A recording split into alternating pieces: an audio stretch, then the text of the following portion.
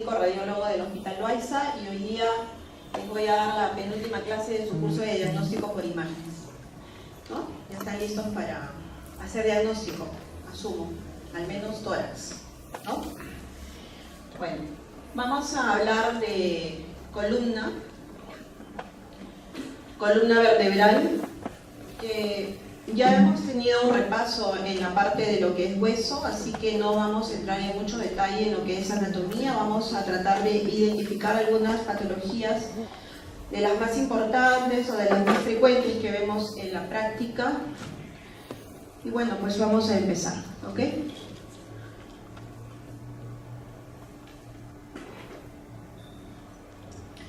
En la tabla de contenidos hablaremos algo de generalidades, patología congénita, trastornos de la alineación, patología infecciosa, sobre todo mal de Pot, que es una de las infecciones más frecuentes que vemos en el hospital, algo de patología neoplásica y sacaremos algunas conclusiones generales. Es importante que presten atención. He tratado de colocar la mayor cantidad de imágenes de casos de las patologías, no todas están en el aula virtual. Entonces sería bueno que presten atención para que puedan identificarlas, ¿ya? Entonces, hablando de generalidades, la columna vertebral, como ya saben, forma parte del eje de sustentación del cuerpo, va a conectar la cabeza con las extremidades, va a proteger algunas estructuras internas como la médula espinal y las emergencias radiculares, nos va a permitir el movimiento y si está bien alineada, las cargas de todo el cuerpo se van a distribuir de forma adecuada.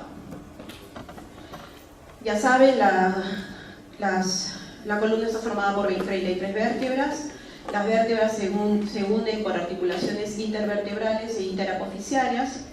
Los elementos de un cuerpo, de una estructura vertebral, está formado por lo que es el cuerpo, los arcos posteriores, los agujeros intervertebrales, las apófisis transversas, que generalmente o por lo general tienen que ser dos, las apófisis espinosas, que van a ser una, los pedículos, las láminas, que son importantes sobre todo cuando hay fractura, las apófisis articulares, que son el número de 4, son 2 superiores y 2 inferiores. Aquí un esquema, un dibujo de las diferentes partes en las que podemos dividir la columna. Tenemos la columna cervical, que son 7 vértebras, la columna dorsal 12, la columna lumbar 5 y el sacrocoxis, que son 5 y 4 vértebras fusionadas respectivamente.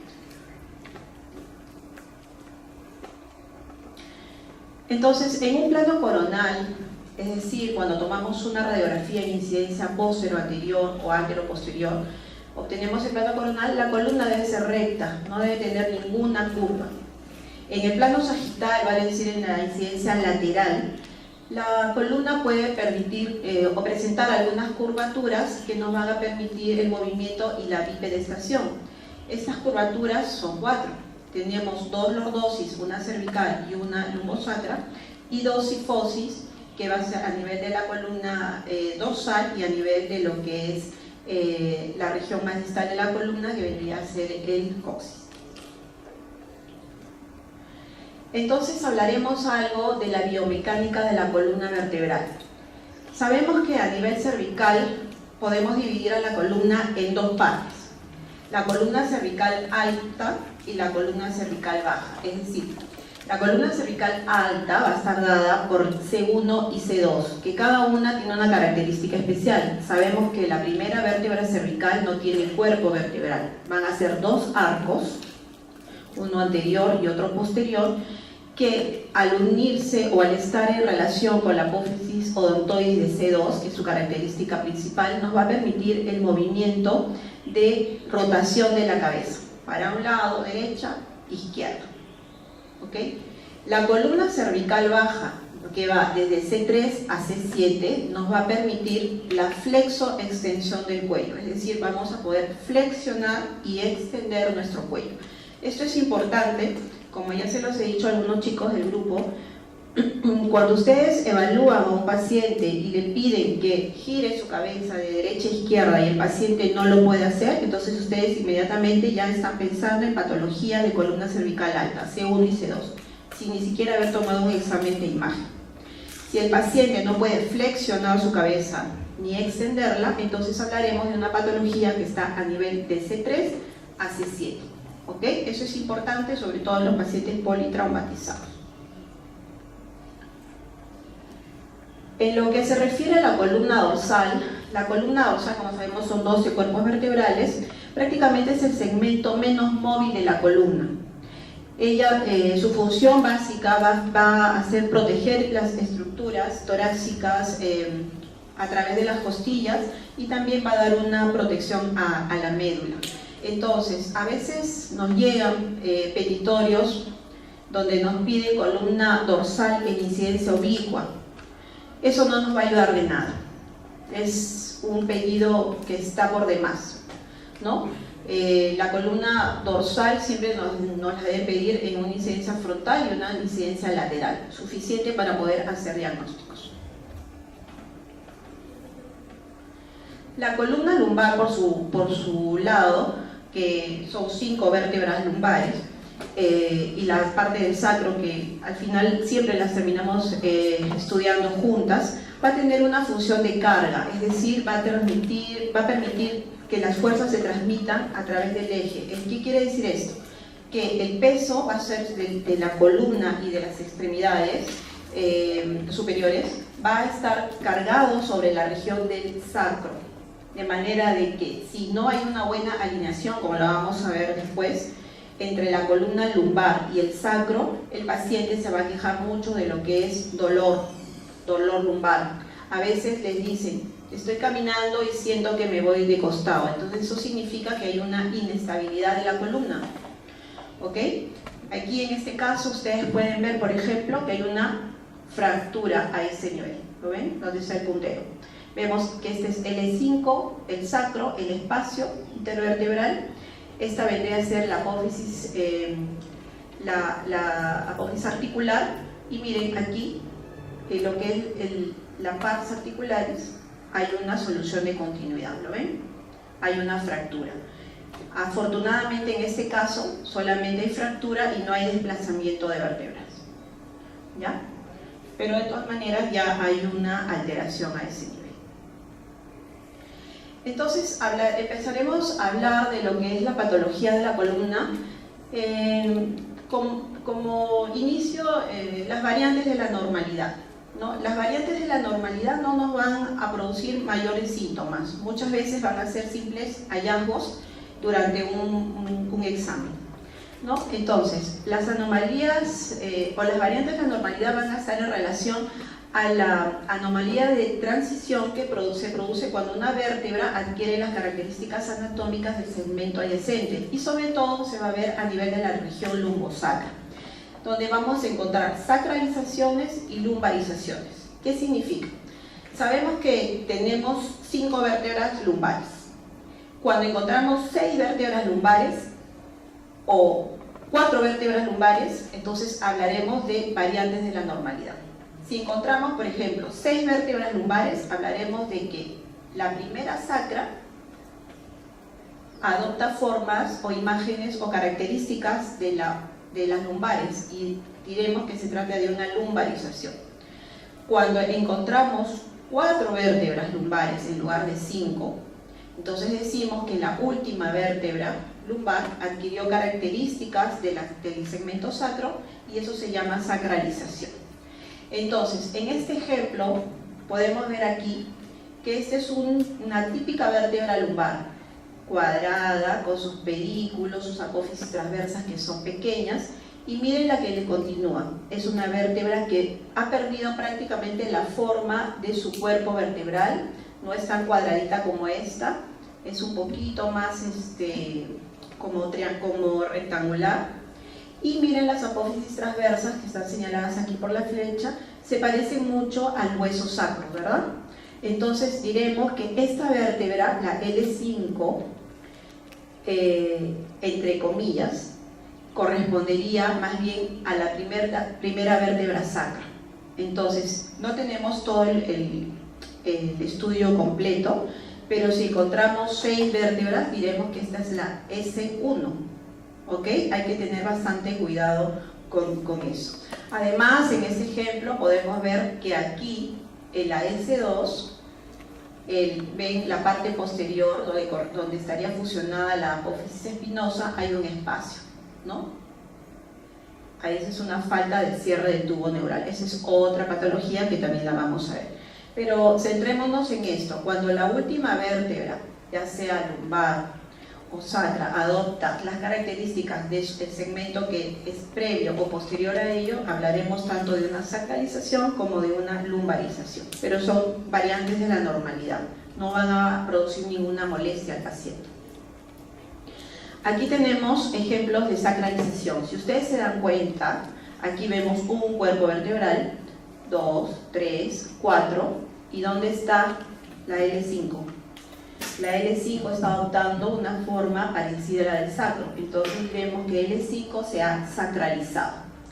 Otro ejemplo, un cuerpo vertebral, 2, 3, 4, 5, y apareció otra más, 6, pero entonces decimos que S1 quiere ser lumbar, entonces hablaremos de una lumbarización. Tener en cuenta y recordar que la última vértebra dorsal es la que tiene las costillas, ¿verdad? Ahí empezamos a contar las vértebras lumbares. ¿Cómo contamos las vértebras lumbares? Contamos a nivel de las apófisis espinosas. 1, 2, 3, 4, 5. Acá, igual. Este es de la 12. 1, 2, 3, 4, 5, 6. ¿Ok? No se olviden de eso. Ok. Entonces, ahora veamos qué técnicas podemos utilizar en lo que es la evaluación de la columna. Tenemos la radiografía simple como la primera técnica a realizar en una proyección lateral y antero-posterior. No se olviden que cuando queremos evaluar la columna, siempre pidamos las placas que sean tomadas en posición de pie. Se pueden tomar en decúbito, no hay ningún inconveniente. Sin embargo, la posición de cúbito nos puede falsear algunas escoliosis, o las aumenta o nos las disminuye. ¿Ok? Entonces, si ponemos al paciente en posición de pie, sin zapatos, si usa bastón, sin bastón, si usa muleta, sin muleta, ¿ok? Para poder tener un eje en la incidencia frontal, un eje verdadero, y poder evaluar adecuadamente tanto las escoliosis y en el caso de las incidencias laterales, la cifosis, ¿ok? Entonces, salvo que el paciente no se pueda poner de pie, siempre solicite por favor las radiografías para evaluar la columna en posición de pie, ¿ok? Luego también podemos utilizar la tomografía y la resonancia magnética.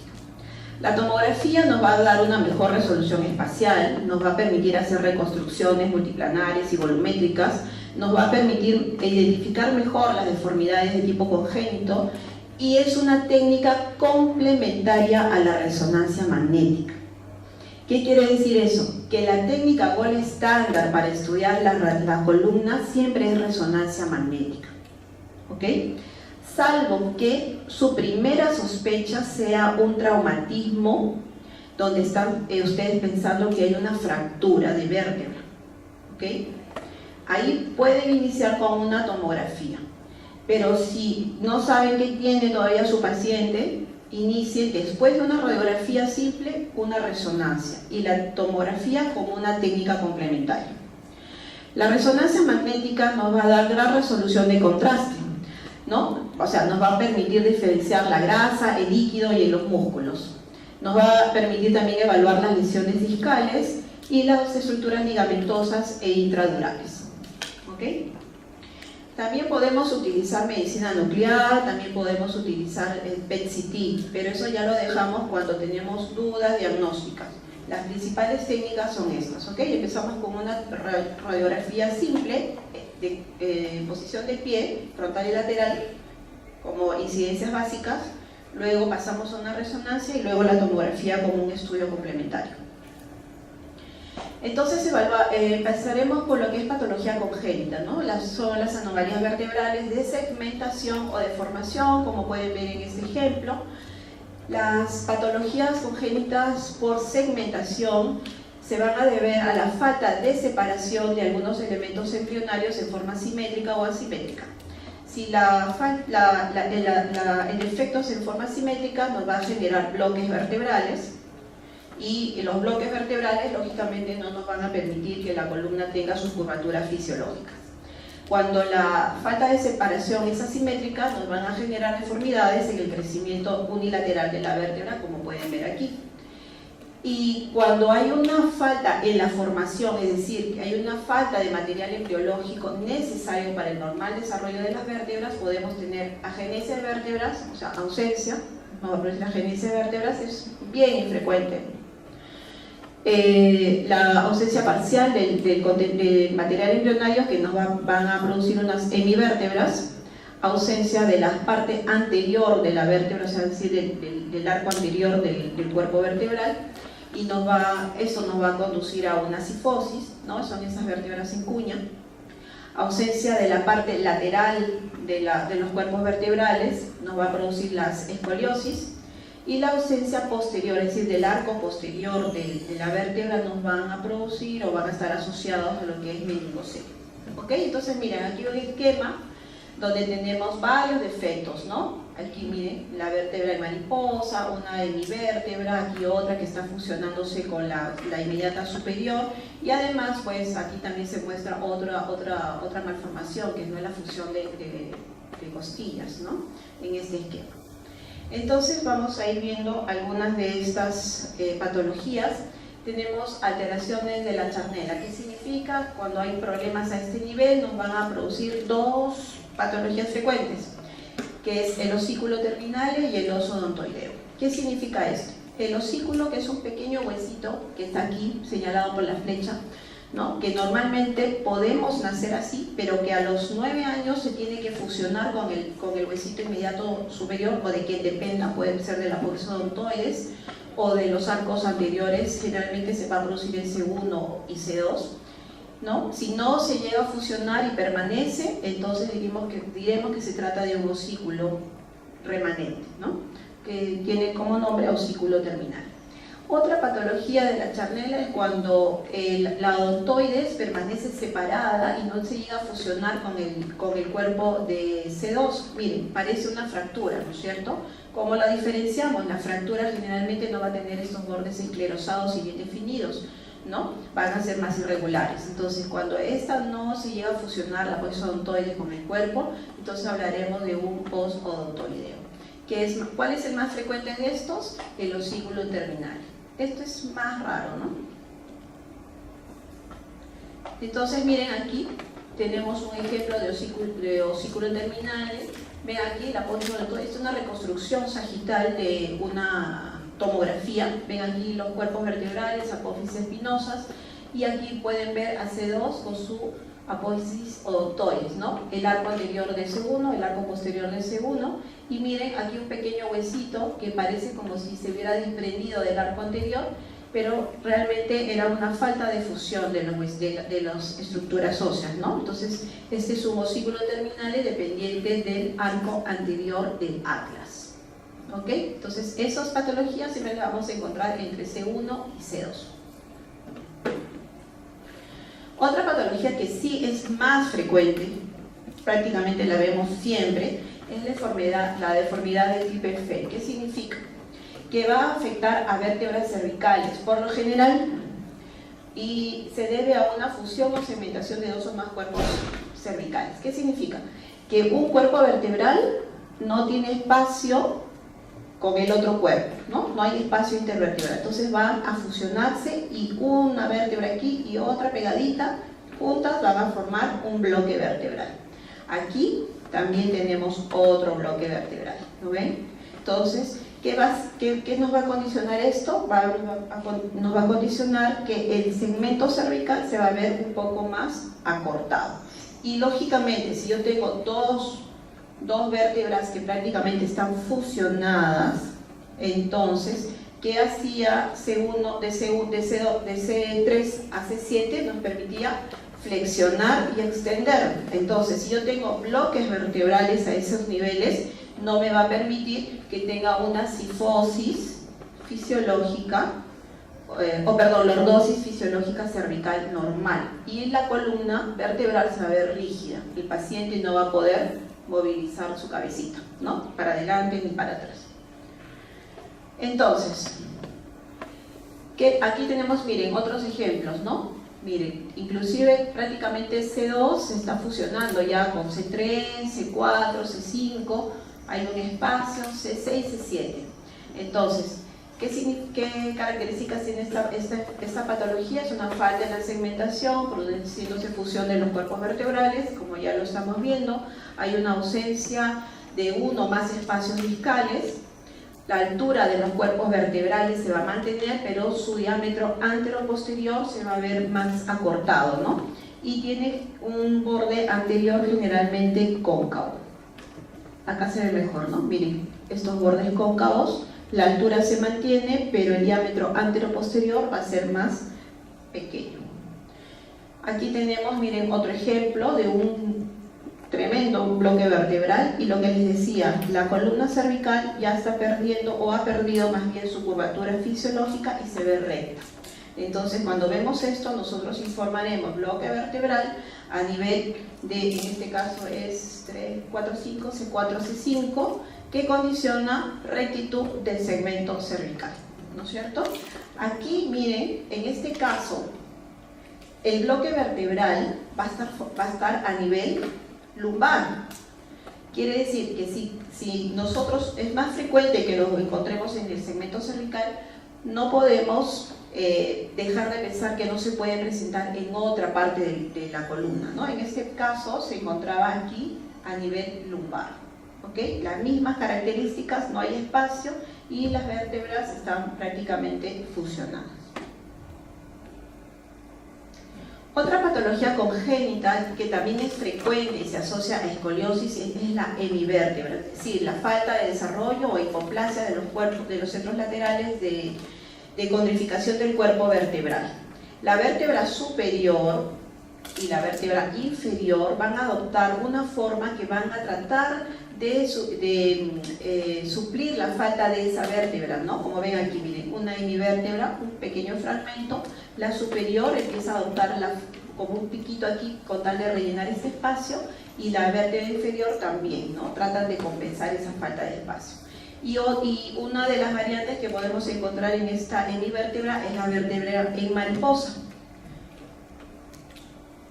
Aquí, por ejemplo, ¿no? Miren, nuevamente, un cuerpo vertebral que es de T12, L1, L2, un fragmento que es la hemivértebra, y la inmediata inferior, igual que esta, tratan de sopesar la falta de la vértebra aquí.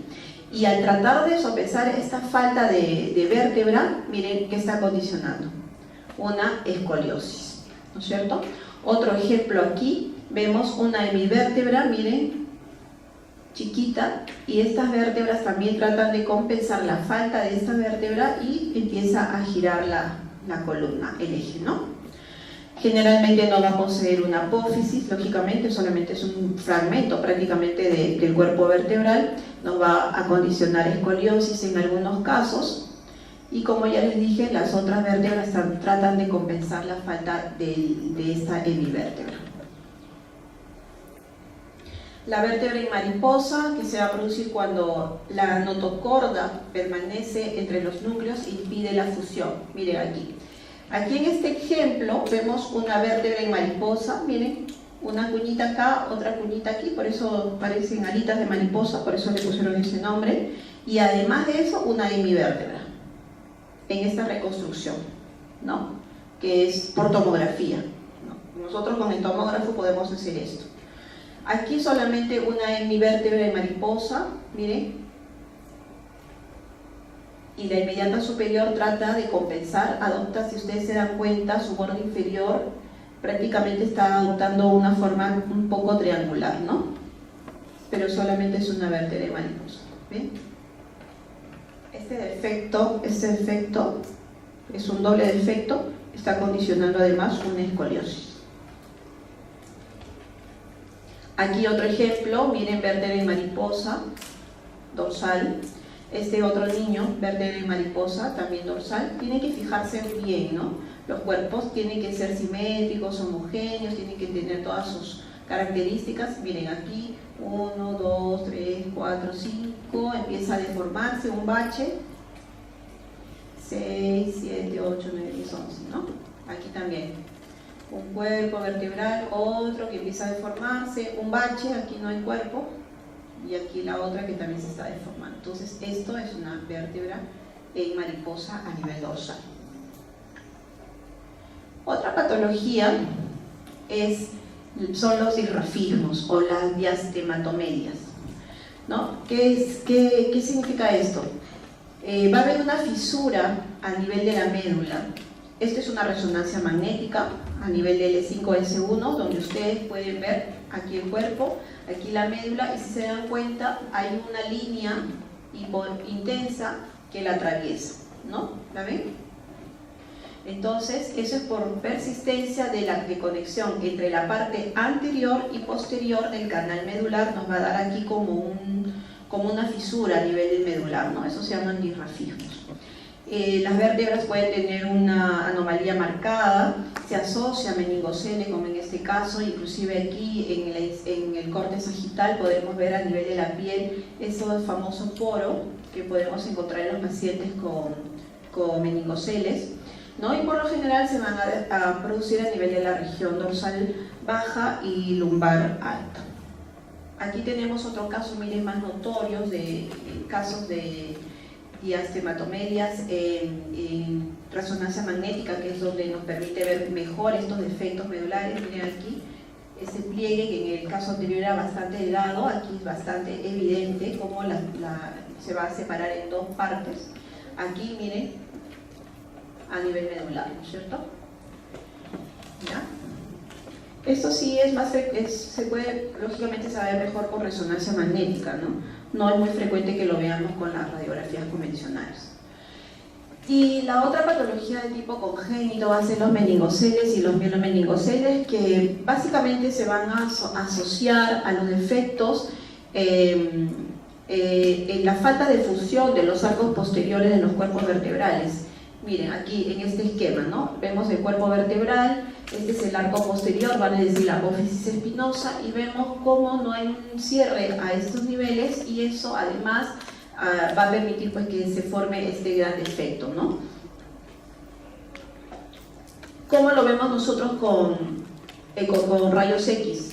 Miren, aquí está la apófisis espinosa, otra apófisis espinosa, aquí hay un bache, hay una separación en estas dos. Aquí también vemos el arco posterior no está fusionado, aquí a nivel de la primera sacra también no está fusionada. Entonces cuando nosotros vemos estos casos que muchas veces no vienen asociados a estos defectos grandes, decimos que se trata de una espina bífida oculta, ¿no? Entonces cuando vemos esto o sospechamos en los recién nacidos por la presencia de este porito, no sé si ustedes habrán visto. Hay bebitos, cuando nacen, en la parte posterior del sacro hay una pequeña hendidura, eso se llama un poro, ¿no? Inclusive algunos tienen como unos pelitos. Entonces a esos bebitos se les hacemos ecografía para poder ver si hay algún defecto en el arco posterior y si hay meningoceles, ¿no? O mielomeningoceles, ¿no? Estos son casos de personas adultas, pero vemos estos arcos que no están fusionados. Y empezamos con la historia clínica, ¿no? Hay pacientes que se quejan de problemas para orinar, por ejemplo, enfermedades infecciosas urinarias a repetición, y se tratan a veces de vejigas neurogénicas, ¿no? Se asocian a esos defectos. Bueno, en este caso, que es bastante evidente, donde la falta del cierre ha producido pues la salida del contenido medular, es un mielomeningocele, ¿no? Esta es una resonancia magnética de un niñito intraútero.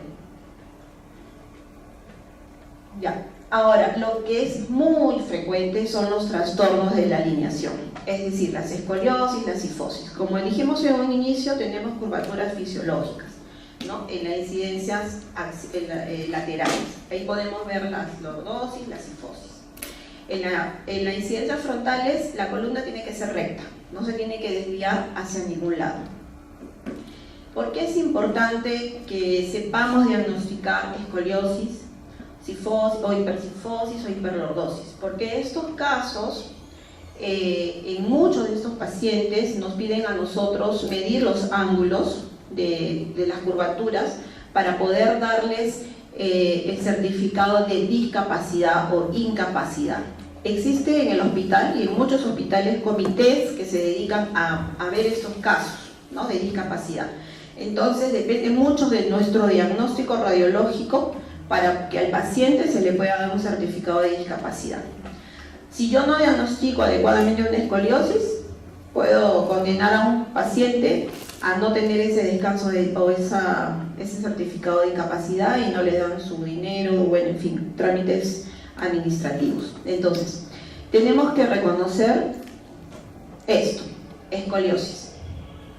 ¿Ok? ¿Qué significa escoliosis? Que la columna se está desviando o hacia la derecha o hacia la izquierda.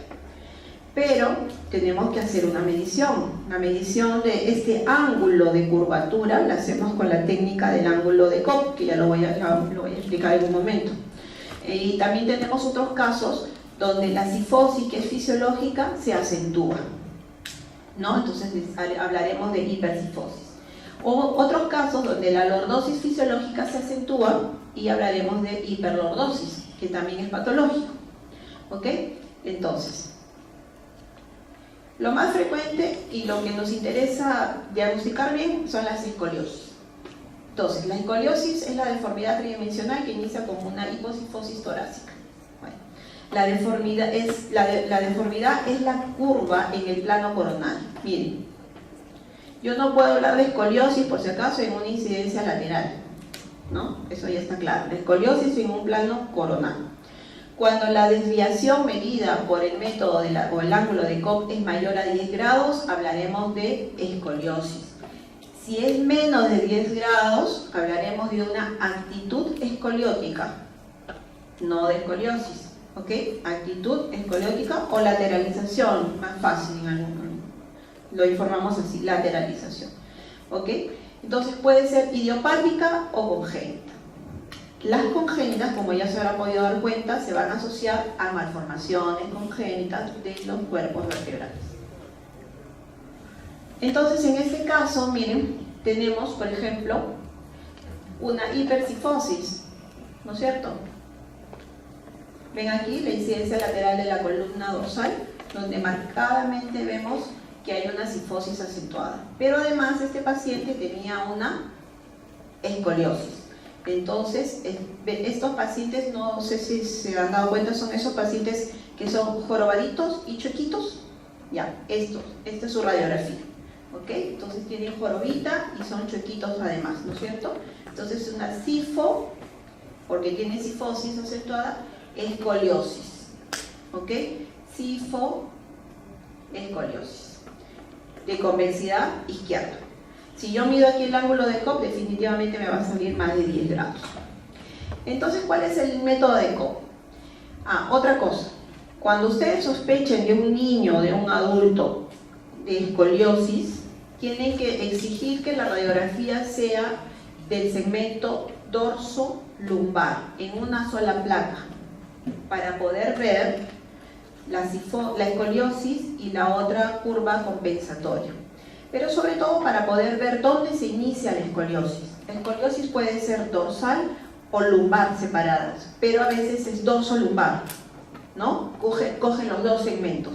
Entonces, eso no lo podemos saber hasta que no veamos bien la placa. Entonces, ustedes deben poner radiografía de columna dorso-lumbar para diagnóstico de escoliosis y medida de ángulo de Cobb. Así debe ser el petitorio. ¿Ok? Radiografía de columna dorso-lumbar para diagnóstico de escoliosis con medida de ángulo de Cobb. Entonces, ¿qué significa el ángulo de Cobb? Significa medir estos ángulos. No se preocupen, eso lo hacemos nosotros los radiólogos, pero es importante que ustedes lo conozcan, o el que va a ser radiólogo va a tener que saber medir el ángulo de Cobb. Ahora, esta medida de ángulo de Cobb lo puede hacer nuestra máquina si tenemos un sistema de PACS. Hacemos las medidas necesarias o los trazos necesarios y nos saca el ángulo. Pero nosotros en el hospital lo hacemos a mano. Tenemos nuestra escuadra, nuestra, ¿cómo se llama esto? Para medir el ángulo, y nuestras reglas y nuestros lápices para medir en la placa. Entonces, ¿qué significa? Trazamos dos líneas. Miren, aquí está la curvatura, ¿verdad? Identificamos cuáles son las vértebras que son los que nos van, las vértebras donde empieza la curvatura, que son las vértebras límite. Tenemos una vértebra límite superior y una vértebra límite inferior en este caso. Entonces trazamos una línea que va por debajo o por el borde inferior de mi vértebra límite inferior, y otra que va por el borde superior de mi vértebra límite superior. Una raya acá y otra raya acá, y me va a formar un ángulo. Este es el ángulo de Cobb. Pero si ustedes se dan cuenta, esto es bonito en un esquema chiquito, pero si yo tengo una placa en un paciente que mide 1,80 m, cuando voy a trazar la línea, me va a faltar pantalla o me va a faltar placa para poder ver la intersección de esas dos líneas, ¿verdad? Entonces, por eso es que hacemos otras líneas más, que son estas, que van a ser unas líneas perpendiculares a las primeras, y la intersección, que es el ángulo que se obtiene aquí, es igualito a este ángulo. ¿Ok? Por eso es que dice que se trata de dos pares de líneas. Realmente es un par de líneas, ¿no? Que es esta. Pero, como les vuelvo a decir, nos va a faltar espacio, ¿no? Para poder medir el ángulo. Entonces, hacemos otras líneas aquí perpendiculares, y este ángulo que se forma, como ustedes deben recordar sus clases de matemáticas, va a ser igual a este ángulo. Entonces, si mi ángulo de Cobb me sale más de 10 grados, hablaré de una escoliosis. Menos de 10 grados, actitud escoliótica o lateralización. ¿Ok? Listo. Muy bien. Entonces, hablamos ya que la escoliosis puede ser idiopática, es decir, es la aparición de la curvatura lateral, generalmente en un niño sano, sin lesiones subyacentes. O sea, niñitos que empiezan a tener curvatura, ¿no es cierto? Puede ser infantil en menores de 3 años, juvenil de 3 a 10 años, y adolescentes mayores de 10 años. Y esta es la más frecuente, ¿no? Los adolescentes son los que tienen más jorobitas o más escoliosis. Y hay estudios donde refieren que es de acuerdo también al peso que ustedes cargan, ¿no? Su mochila para un lado, empiezan a encorvarse y a formar escoliosis. Por eso es importante que carguen su mochilita de los dos brazos, ¿ok? Es más, mejor esos carrión, como los niños del colegio. Ahí no tienen mayor problema. Bueno, también observen a los señores que venden, a los ambulantes que venden cargando cosas adelante, ¿no han visto? Los que venden helado, los que venden cosas, cargando cosas adelante. Véanlos bien. Yo me he dado cuenta, los que están por el hospital, muchos tienen escoliosis, están así, de costado, o sifóticos, ¿no? Y es por la actitud que tienen al momento de cargar pues, ese peso, ¿no? De su trabajo. Bueno, y tenemos lo que es la escoliosis infantil. Puede ser benigna y se autolimita, o puede ser progresiva. Esto es importante. Cuanto más temprano aparece y cuanto mayor es la curvatura, existen más posibilidades de progresión. Quiere decir que no se va a curar. ¿Okay? Entonces, por eso es importante que cuando ustedes evalúen a sus pacientes, jóvenes, niños, vean esa parte al momento del examen físico. A veces en el examen físico de la parte muscular ponen así buen tono y ya, ¿no? Pero estoy seguro que en ninguna historia clínica han visto si tiene o no escoliosis el paciente. No lo ponen. Entonces, cuanto más temprano aparece y cuanto mayor es la curvatura, más posibilidades de progresión, menos posibilidad de que el niño se cure. ¿Ok?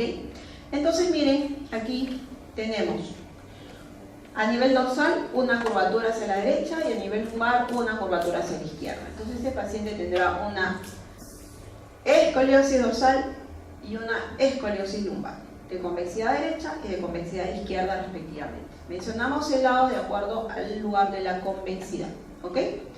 Miren, esto es lo que yo les decía. Exigir que la radiografía me tome todo el segmento dorso-lumbar, porque ¿qué tal si ustedes o el tecnólogo le toma solamente hasta aquí? hablaremos de escoliosis dorsal, pero nos estamos olvidando de la parte lumbar. ¿Ok? Lo mismo aquí, miren, ¿ven? Viene una pequeña actitud escoliótica dorsal y acá una escoliosis lumbar. ¿Ok? Entonces, cuando yo veo estas placas, yo tengo que sacar ángulo de Cobb aquí en la dorsal y ángulo de Cobb aquí en la lumbar. ¿Ok? Porque yo puedo tener dos escoliosis o una actitud escoliótica y una escoliosis. ¿Ok? Muy bien.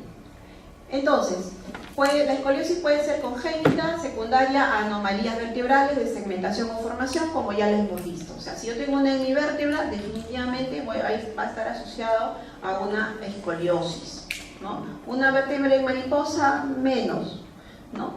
Pero hay que tener en cuenta esto. Entonces, la evaluación se debe realizar con la radiografía de columna completa. ¿Ven? Permite establecer el diagnóstico, permite descartar lesiones asociadas, uno o más defectos congénitos, permite determinar la evolución de las deformidades y realizar la radiografía completa dinámica, complementaria, dinámicas para evaluar la flexibilidad de las curvas. Es decir, a veces nos piden radiografías funcionales, ¿no? ¿Qué significa? Que voy a hacer radiografías tanto en hiperlordosis como en hiperextensión, en hiperflexión o lateralización extrema hacia el lado derecho, hacia el lado izquierdo, ¿no? Pero eso ya depende de la patología y de la evolución del paciente. Pero ustedes, de inicio, es la radiografía de columna dorso-lumbar, en frontal para la escoliosis y en lateral para ver el tema de hipercifosis o hiperlordosis. Aquí, por ejemplo, miren, ¿ven? ¿Qué es esto? Una hemivértebra, ¿verdad? Una hemivértebra, ¿y qué me está condicionando? Una escoliosis, ¿no? Sería una escoliosis congénita.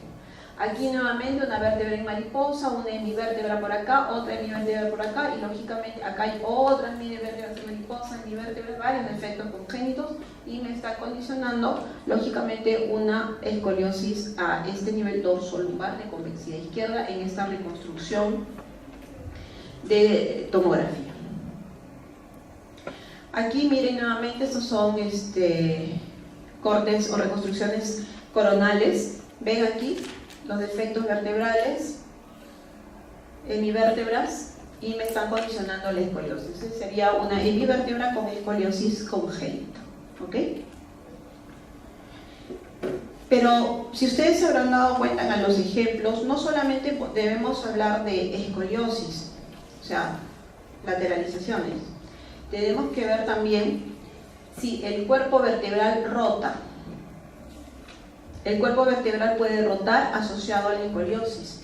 Entonces, además de la escoliosis, se debe valorar el grado de rotación de las vértebras del segmento afectado. Y para eso tenemos este método, el método de Moe, o de Nash-Moe también se le llama, donde vemos que normalmente, o que se va a evaluar en la proyección anteroposterior, y va a evaluar la simetría de los pedículos. Los pedículos son los ojitos, ¿no es cierto?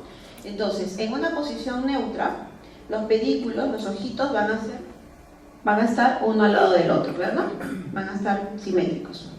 Cuando la vértebra empieza a girar y veo parte del pedículo, de uno de los pedículos, y el otro lo veo con mayor detalle, será grado 1. Cuando en el grado 2 es cuando este pedículo, miren, va a ir adoptando, se va a ir dirigiéndose hacia el lado medio, hacia la línea media.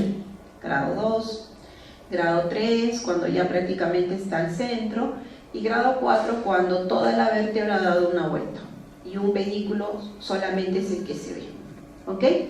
La migración de los pedículos hacia la convexidad de la curvatura es la que determina el grado de rotación. Aquí, por ejemplo, vemos claramente hay una escoliosis. ¿Ok? Ahora, los pedículos son los ojitos. Miren, aquí están más o menos simétricos, aquí más o menos simétricos, pero aquí estos pedículos empiezan a verse mejor que estos de acá. O sea, la vértebra está rotando hacia el lado de la curvatura. ¿Ok? Entonces, este caso es un caso grado 1, pues, ¿no? Grado 1, grado 2. ¿Ok? Listo.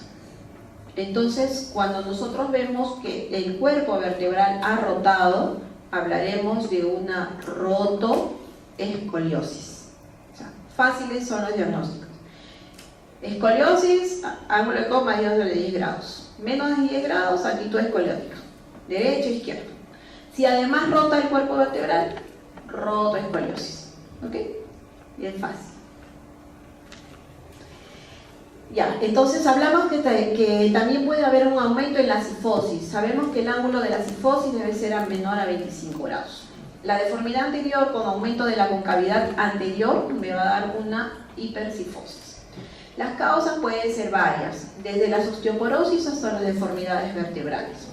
Pero esta enfermedad, que es la enfermedad de Scheuermann, no sé si se pronuncia así, lo importante es que la reconozcan. ¿Por qué?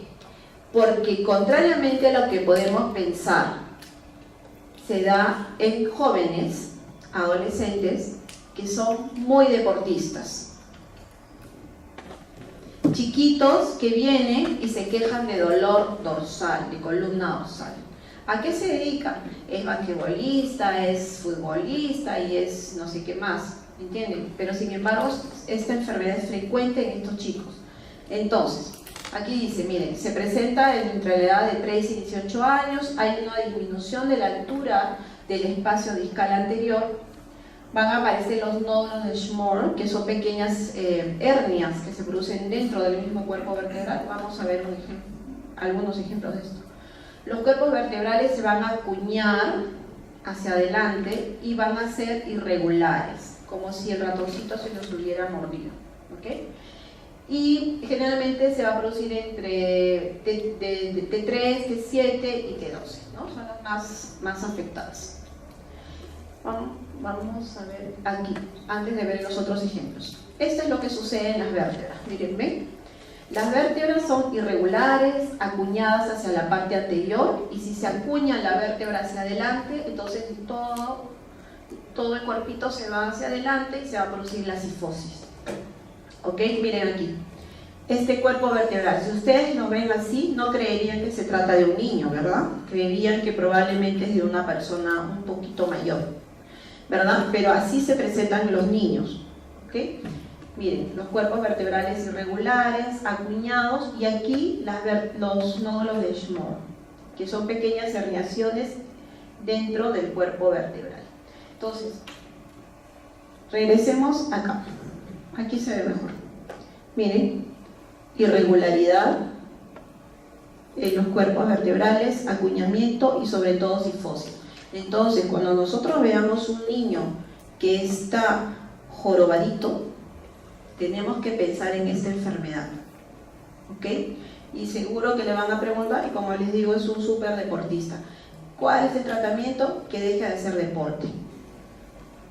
Entonces, ¿se imaginan a un chiquito que está acostumbrado a ese ritmo y que les diga, ¿sabes qué? Deja de hacer deporte? Es bien dramático, ¿no es cierto? Entonces, hay que tener en cuenta esto. Miren, aquí en este otro caso, paciente con una reconstrucción sagital de la tomografía, ven cómo los cuerpos vertebrales parecen como mordiditos, y aquí un nódulo de Schmorr, una hernia. Aquí otro nódulo de Schmorr, miren aquí. Se sanan, sí se sanan, se curan, ¿no? Pero el tratamiento, mira acá otro nódulo de Schmorr, menos notorio, pero hay que tenerlo en cuenta. Entonces, si encontramos estos cambios en jovencitos, enfermedad de Scheuermann, ¿ok? Entonces, ¿qué más vemos en lo que es trastorno de alineación? La inestabilidad de la columna. Dijimos que el sacro es el que va a soportar prácticamente todo el peso de nuestro cuerpo, ¿verdad? Entonces, cuando hay un desplazamiento del centro de gravedad, es decir, ¿cómo vemos eso? Acá. En las incidencias laterales, trazamos una línea, dos líneas que pasan de los ángulos del cuerpo vertebral L3 y la intersección, es decir, el centro L3, trazamos una línea hacia abajo, y esta línea amarilla tiene que caer en cualquier parte de este sacro. Si cae por fuera, hay un desplazamiento del centro de gravedad y eso nos va a condicionar que haya una inestabilidad. Quiere decir que nuestra columna no está teniendo un apoyo, ¿ok? Y eso a veces se asocia a las hiperlordosis, ¿ya? O vamos a desarrollar hiperlordosis. Otra forma de medir esto es el mismo caso. Hacemos la medida del ángulo del Ferguson, que es un angulito que vemos que es esto de aquí, que va a ser mayor de 42 grados, que se saca trazando una línea que pasa por el borde superior del sacro y otra en forma aleatoria que cruce en forma horizontal y va a formar el ángulo de 42 grados. Pero más fácil es esto, ¿verdad? Esto es lo que generalmente hacemos en el hospital. Entonces eso también tenemos que informar al momento de dar ya el diagnóstico final de los pacientes. Podemos decir que son pacientes con cifosis, escoliosis, dependiendo del caso, y que además tienen inestabilidad, ¿no es cierto? Entonces ya el de medicina física, que generalmente es el que va a dar tratamiento a estos pacientes, sabrá qué hacer con esos casos, ¿no es cierto? Entonces aquí tenemos, miren, otro caso donde hay un incremento de la lordosis lumbar, desplazamiento del centro de gravedad, es decir, si yo trazo mi línea que caiga desde L3 hacia abajo, definitivamente va a estar por fuera del sacro. El peso del cuerpo es soportado por los istmos de L5, ya no van a ser soportados por el sacro, todo va a caer sobre L5, este va a pasar a ser el lugar donde va a soportar el peso del paciente o de la columna, ¿no? La línea perpendicular al platillo, es decir, lo que les decía, el centro de gravedad va a estar alterado y va a originar inestabilidad de la columna y en algunos casos puede estar asociado a espondilolistesis, es decir, desplazamientos. ¿Ven? Aquí hay una pérdida del espacio intervertebral entre L5 y el sacro, o sea, probablemente una discopatía, está desplazándose el cuerpo hacia adelante y vemos, miren, todo este espacio se ha desplazado, ¿no? Si trazamos en 4 o separamos en 4 el sacro, diríamos que este es un grado 1, ¿no es cierto? Bien. Entonces, ahora hablaremos de lo que es patología infecciosa, que es mal de Pot, que es lo más frecuente que encontramos en nuestro hospital y en nuestro medio. Es decir, ¿qué significa mal de Pot? Es prácticamente la tuberculosis de la columna, ¿ok? ¿Qué características tiene? La infección de la columna vertebral por el bacilo de Koch, puede estar afectado el cuerpo vertebral o el disco intervertebral, miren en este caso el disco intervertebral y las partes blandas adyacentes, el cuerpo vertebral también va a estar alterado. Los lugares habituales son las regiones dorsales inferiores y lumbares superiores, es decir, la región dorsolumbar, pero también la podemos encontrar en cualquier otra parte del cuerpo, inclusive en la región del sacro. Puede presentar el 25 al 50% de los casos de tuberculosis ósea. Hay un estrechamiento del disco intervertebral, destrucción de las superficies vertebrales. Es decir, la infección se va a producir a este nivel y la infección se va a comer a los huesitos que están al costado. Por eso es que hay destrucción, hay acuñamiento de los huesitos. Puede haber colapso parcial o total de los cuerpos vertebrales. Entonces, si la patología se produce a nivel dorso-lumbar y hay colapso del cuerpo vertebral, ¿qué va a suceder con el paciente? Se va a poner jorobado. Y son esos pacientes jorobaditos post-tuberculosis, ¿okay? El defecto de la jiba. Entonces, colapso del cuerpo vertebral, si es a nivel de dedos de la región dorsolumbar, lo que va a suceder es que el paciente se va a jorobar. Así de fácil. ¿Okay? Ya, entonces miren aquí.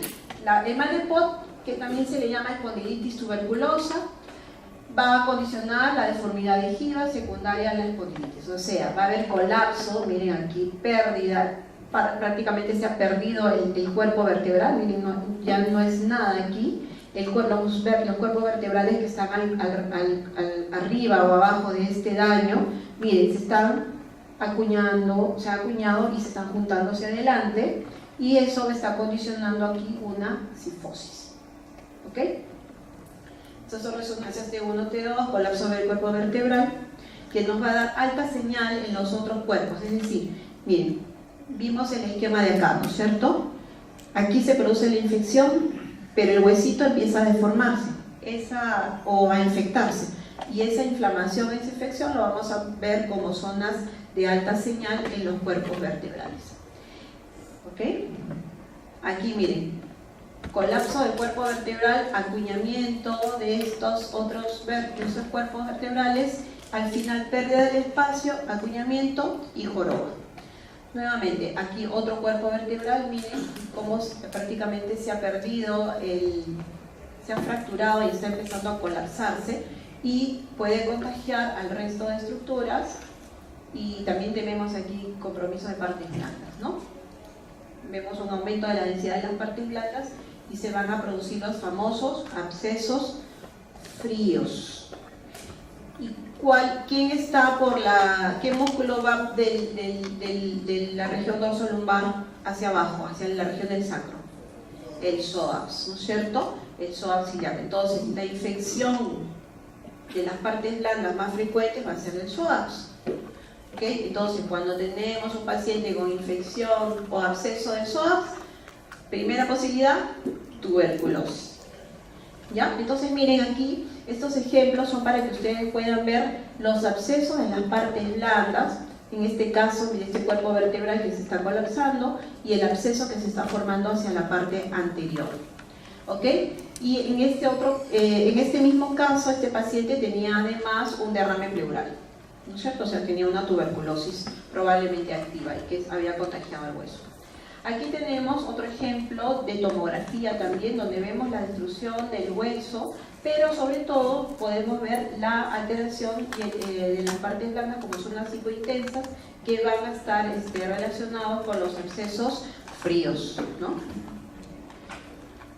Miren, los abscesos, como ustedes saben, el psoas ilíaco, ¿por qué se llama así? Porque va a llegar a insertarse en la parte distal, en la cara interna del ilíaco, ¿no es cierto? Entonces, el absceso puede llegar hasta esa zona, hasta la región de la pelvis. ¿Lo ven? Grandes zonas de abscesos, inclusive en la región anterior del sacro. Aquí, nuevamente, abscesos alrededor de la vértebra, que es la región del psoas, y la destrucción del huesito. ¿Ya? Que en este caso además sirve para ver que estos abscesos se pueden calcificar, ¿no? Podemos ver zonas de calcificación. Miren, en la resonancia magnética, cómo nos permite ver el edema de la parte de los huesos, aquí como zonas hiperintensas, que nos dice que están afectando esta zona, y también nos permite ver el compromiso de las partes blandas. Por lo general, el absceso va a ir hacia la parte anterior, pero también puede extenderse pues, hacia la parte posterior y comprometer a lo que es la médula y producir daño medular, ¿no es cierto? Aquí tenemos más ejemplos. Miren, aquí puede pasar desapercibida la lesión inclusive, pero en el estudio de tomografía vemos claramente la destrucción del hueso. Aquí nuevamente, como les dije, la tuberculosis se puede presentar a nivel de la región dorsolumbar, pero también la podemos encontrar, miren, en este caso en la región del sacro, con compromiso de los huesos, el absceso del disco y de las partes blandas anteriores. Entonces, seguiremos ahora con lo que es patología tumoral primaria, es decir, tumores de huesos. Eso ya lo hemos estudiado en el primer capítulo. Los más frecuentes en la columna van a ser los osteoblastomas, el tumor de células gigantes, los hemangiomas, que son los más frecuentes, lo podemos ver siempre, los mielomas, que nos va a producir a veces colapso de cuerpos vertebrales, y bueno, los linfomas también son frecuentes. Y en lo que es metástasis, tenemos metástasis pues, de pulmón, de mama, de próstata, de riñón, de tiroides, de colon, ¿no? Son los cánceres con mayor frecuencia de metástasis. Entonces, los osteoblastomas van a ser lesiones líticas. Miren aquí, lesiones líticas o blásticas, que van a afectar más a lo que son las apófisis o las zonas laterales del cuerpo, menos al cuerpo vertebral, ¿no? Aquí miren, ven, lesiones mixtas a veces. El tumor de células gigantes, vienen aquí, tenemos un pedículo y acá ya no hay pedículo, se ha comido el tumor el hueso. Es una lesión expansiva de márgenes bien definidos, de bordes no esclerosos y sin matriz mineralizada. Así va a ser una lesión bastante limpia, destructiva de lo que es el hueso. Miren, está produciendo colapso. Entonces, cuando nosotros vemos colapso de cuerpos vertebrales y tenemos un primario conocido, ya el diagnóstico es fácil, ¿no? Es metástasis. Pero no olviden que también puede haber tumores propios de la columna, que es bien parecido a los tumores que se pueden producir en cualquier otra parte del hueso, ¿no? De otros huesos. Aquí tenemos otro ejemplo de tumor de células gigantes, miren, bastante destructivo, aquí a nivel del sacro. En esta reconstrucción de tomografía de partes blandas podemos ver, miren, el tumor cómo está destruyendo al huesito. Un borde bastante limpio, sin calcificaciones.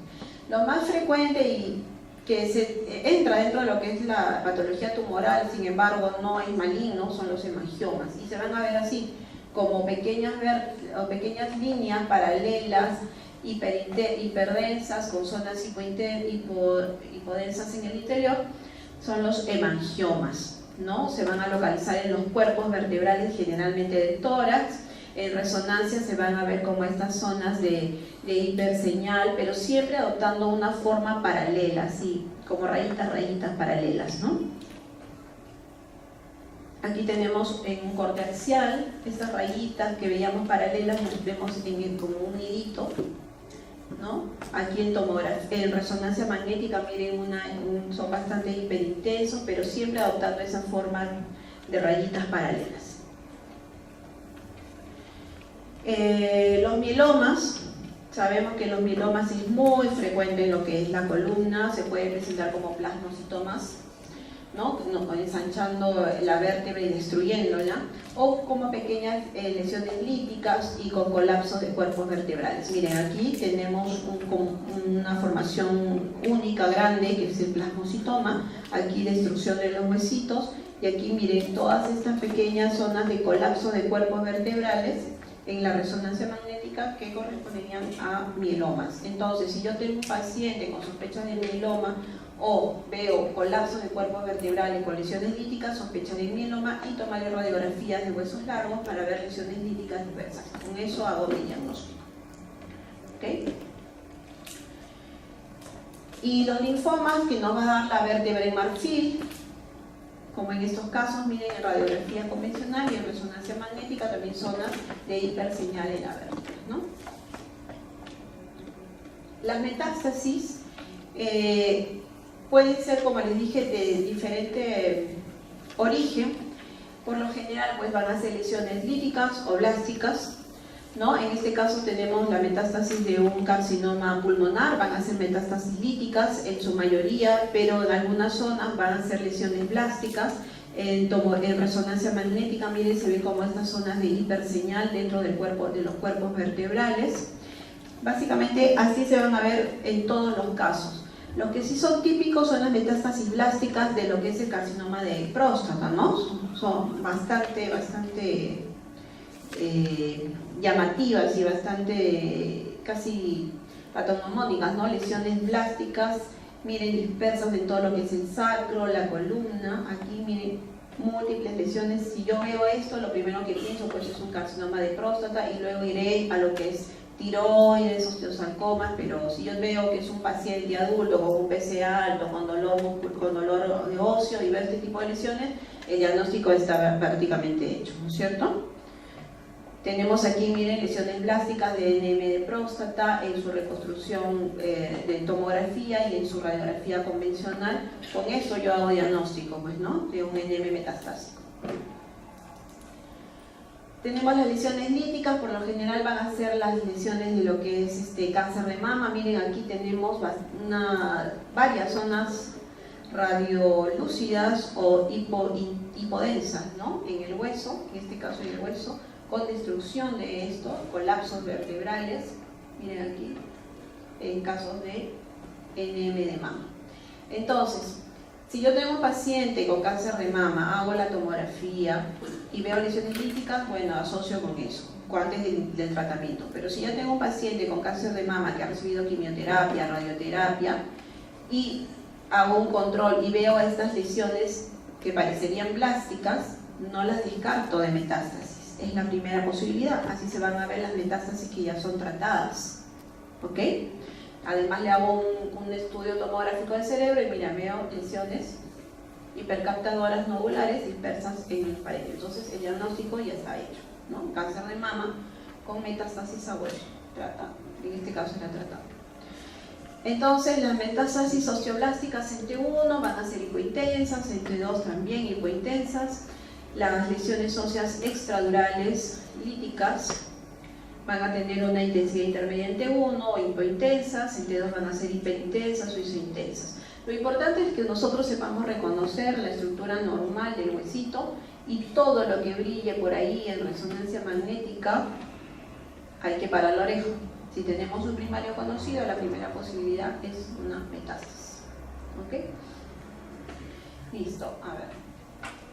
Aquí tenemos, miren, lesiones hipointensas en este caso de un cáncer de próstata. Entonces, ustedes han aprendido secuencias T1, T2, pero realmente en resonancia magnética hay 400.000 secuencias. Entonces, si nosotros vemos esto, podemos decir, bueno, será lítico, será plástico, y empezamos a ver otras secuencias, empezamos a ver captación de contraste, en fin, ¿ok?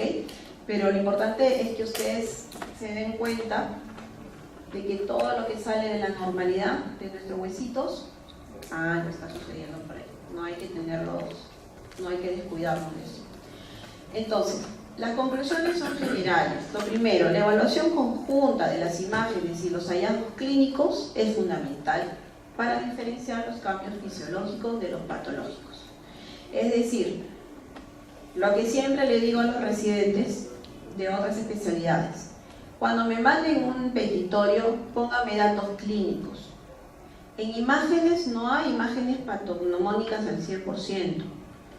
Por frecuencia las podemos sacar, por experiencia, por lo que quieran. Pero es mejor si ustedes me dicen, paciente con cáncer de mama, quiero descartar metástasis. Perfecto, yo me voy a enfocar ahí. ¿Me entienden? Pero, y no me manden al desvío también. A veces me mandan radiografía con tórax, descartar tuberculosis. Entonces yo en mi cabeza voy a empezar con todos los signos radiológicos de tuberculosis. Al final no tiene nada. Señor, ¿por qué vino? Me voy a operar de vesícula. ¿Qué tiene que ver la tuberculosis con la cirugía de vesícula? ¿Me entienden? Entonces, datos clínicos dirigidos. O sea, yo no sé qué es lo que, por último, yo no sé qué es lo que tiene, no sé qué buscarle. O sea, yo misma, siendo radiólogo, voy donde los otros y le pregunto, no sé qué podemos hacer con este paciente. Podemos hacer esto, el otro. Conversar, o sea, eso a nadie nos va a desmerecer en nuestra especialidad, en nuestra categoría de médico. ¿Me entienden? Y sobre todo ustedes cuando han internado, cuando nos los van a dejar solitos ahí en emergencia. Me mandan barbaridad y media veces. Ya. La radiografía convencional sigue siendo el estudio inicial. ¿Ya? Entonces, en columna, radiografía en incidencia frontal y lateral. Y de pie. Punto. Ahí terminamos. ¿Ok? Entonces, la resonancia magnética es la técnica de lesión para la evaluación inclusive ósea, para ver edema del hueso y de las partes blandas.